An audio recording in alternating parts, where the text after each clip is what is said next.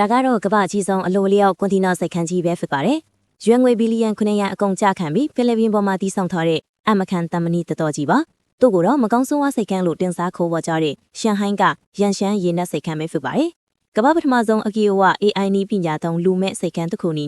ဒီမှာရေနက်စိတ်ခန်း30ခုပါဝင်ပြီးတန်ချိန်3ချီတဲ့တင်မောကြီးတွေအလွယ်တကူစိုက်ကတ်နိုင်ပါတယ်။တနည်းကိုကွန်တီနာတစ်တာပေါင်း49.3တန်းအထိကင်တွဲနိုင်ပါတယ်။ဒီပမာဏဟာအမေရိကန်ကစိတ်ကမ်းတွေအားလုံးပေါင်းထားတာထက်တောင်ကျော်လွန်နေပါတယ်။ကွန်တီနာတွေကိုတိကျစွာမတင်တာကနေအကျိုးရှိရှိတည်ယူပို့ဆောင်နေစီမံတာအထိလုံဝန်းစင်တစ်ခုလုံးကိုစမတ်စနစ်ကနေအလိုလျောက်လှုပ်ဆောင်ပေးပြီးလူမဲ့စနစ်ကိုအမှန်တကယ်အကောင့်ထဲဖော်ထားတာမှာ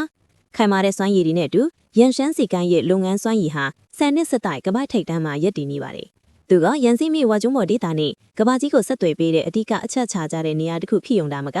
ထိပ်တန်းအလိုလျောက်စနစ်နဲ့အတူကမ္ဘာခေတ်မီစိတ်ကမ်းတွေအတွက်တရုတ်နိုင်ငံရဲ့စံချိန်သစ်တစ်ခုကိုပါဖန်တီးပေးလိုက်တာပဲဖြစ်ပါတယ်။